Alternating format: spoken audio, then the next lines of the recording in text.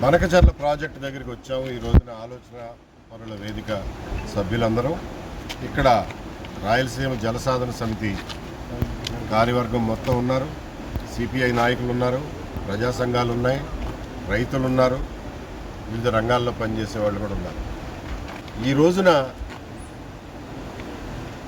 ఏదైతే Srisailam right main canal ఉందో 44,000 క్యూసెక్ల సామర్థ్యంతో నడవాల్సినటువంటి మెయిన్ కెనాలు ఈ రోజున 30,000 క్యూసెక్ల సామర్థ్యం కూడా చేరుకోలేకపోతాం.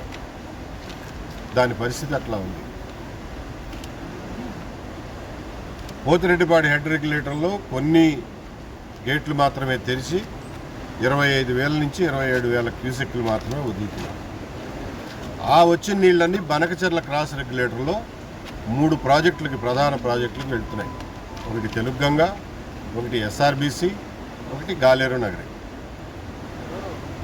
తెలుగుగంగలోను, ఎస్ఆర్బిసిలోను, గాలేరు నగర్లోను వాడుకోవడానికి పంట కాలువలు, బ్రాంచ్ కాలువలు లేకపోవడంతో పంటలకు నీళ్ళు వెళ్ళటం లేదు, పొలాలకు నీళ్ళు వెళ్ళటం లేదు.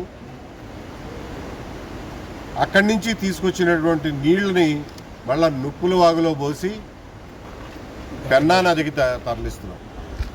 అంటే కృష్ణా నీళ్లు తీసుకెళ్లి పెన్నా నదిలో సోమశిల దగ్గరికి తరలిస్తున్నామే తప్ప రాయలసీమలో ఉన్న పంట భూములకి సరిపడా నీళ్లు పొలాల్లో పారించడంలో విఫలమయ్యాం.